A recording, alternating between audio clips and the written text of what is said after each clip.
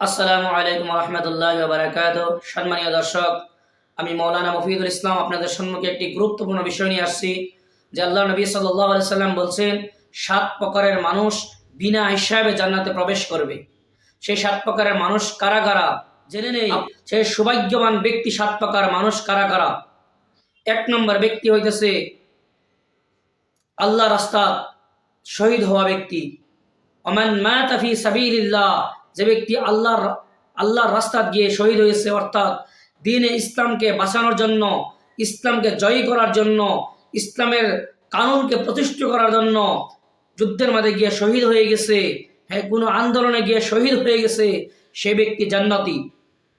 আর সে ব্যক্তি মুর্দা না। আল্লাহ তাবারক তাআলা কোরআনে বলছেন বাল আহইয়াউন ইনদা রাব্বিহিম, সে ব্যক্তি আল্লাহর কাছে কি জীবিত। ইউরজাকুন, সে ব্যক্তিকে কি হয় রিজিক দেওয়া হয়।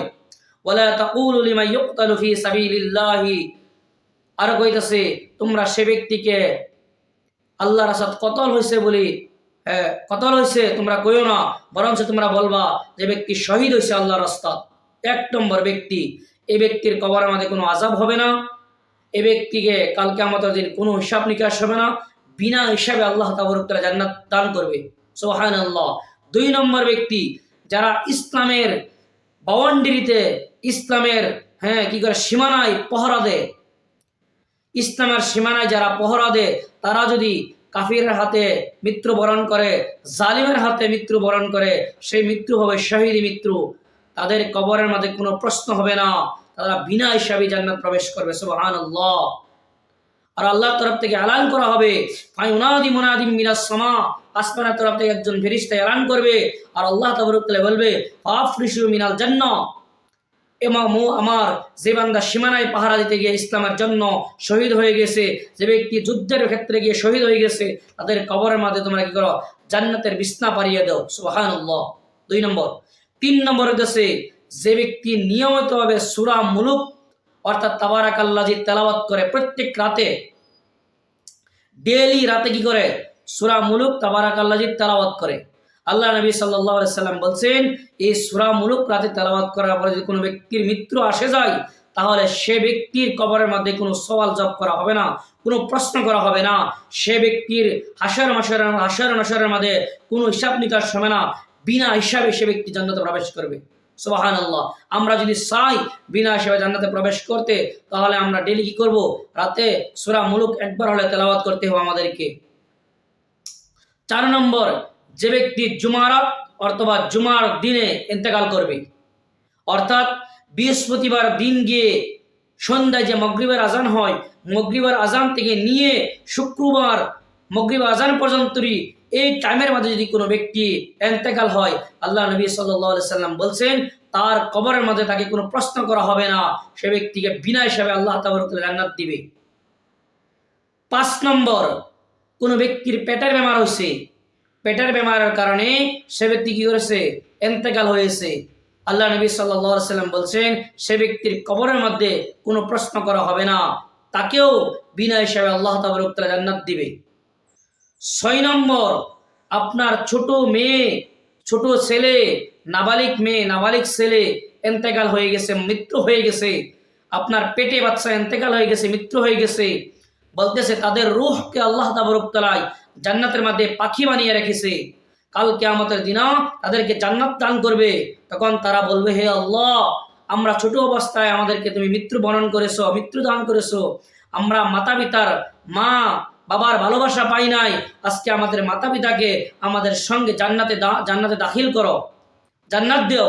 তখন আল্লাহ তাবারক তাআলা বলবে হ্যাঁ, তোমরা ছোটকালে ইন্তেকাল করেছিলে, তোমরা মা বাবার মহব্বত পাওনি, আজকে তোমাদের মা বাবাকে আমি জান্নাতে দান করব, জান্নাত দিব, তাতে তোমরা কি করো, মা বাবার মহব্বত পাও।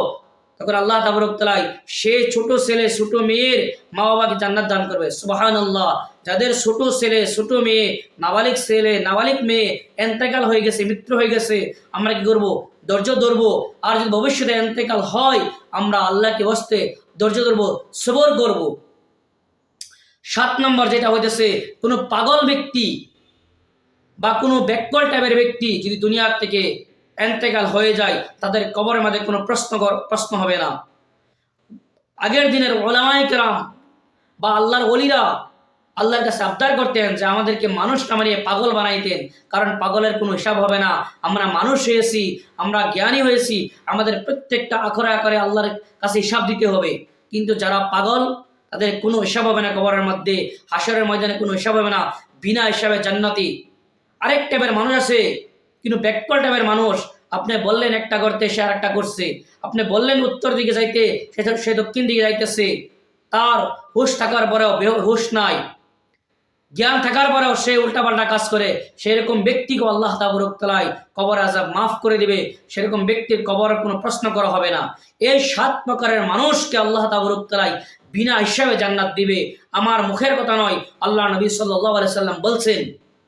আর আল্লাহ নবী সাল্লাল্লাহু আলাইহি সাল্লাম আল্লাহ তাবারক তাআলার তরফ থেকে যখন এলান হয়েছে এই 7 প্রকারের মানুষকে জান্নাত দেওয়া হবে, তখনই আল্লাহ নবী সাল্লাল্লাহু আলাইহি সাল্লাম মানুষের কথা বর্ণনা করলেন। আপনি আমি যদি 7 প্রকারের লিস্টে আসি তো সুবহানাল্লাহ, আলহামদুলিল্লাহ, আর যদি নাই তাহলে আমরা চেষ্টা করব এই 7 প্রকারের মানুষ হওয়ার জন্য। লাস্টে যেটা পাগল, আমরা তো পাগল কেউ হইতে চাই না, 6 প্রকারের মানুষ আমরা হইতে চাই। আমরা আল্লাহর রাস্তা গিয়ে মরতে চাই, আমরা কি করতে চাই, আল্লাহর রাস্তা গিয়ে আমরা যুদ্ধের ক্ষেত্রে হোক বা যে ক্ষেত্রে হোক আমরা মরতে চাই। আপনাদের কাছে যদি ভিডিওটা ভালো লাগে তাতে ভিডিওতে লাইক করে দিবেন। আপনারা দয়া করে আমাকে সাপোর্ট করুন, এই চ্যানেলটাকে সাবস্ক্রাইব করুন।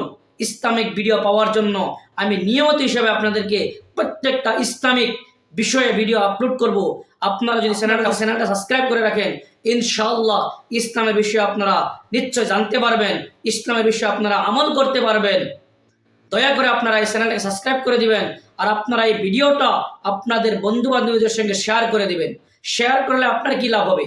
আপনি আপনার একজন বন্ধুর কাছে ভিডিওটা শেয়ার করলেন, সেই বন্ধু ভিডিওটা দেখে আমল করছেন, আপনি ভিডিওটা শেয়ার করার কারণে সে আমল করার কারণে যেইখানে সব পাইছে, আপনি তার সমান সমান সব আপনার আমল নামায় পাবেন। সুবহানাল্লাহ। আপনি যদি চান যে আপনি সব ইনকাম করতে চান, আপনার আমল নামায় জমা করতে চান, তাহলে ভিডিওটা বেশি বেশি শেয়ার করে দিবেন। আপনারা ভালো থাকুন, সুস্থ থাকুন। আসসালামু আলাইকুম ওয়া রাহমাতুল্লাহি ওয়া বারাকাতুহু।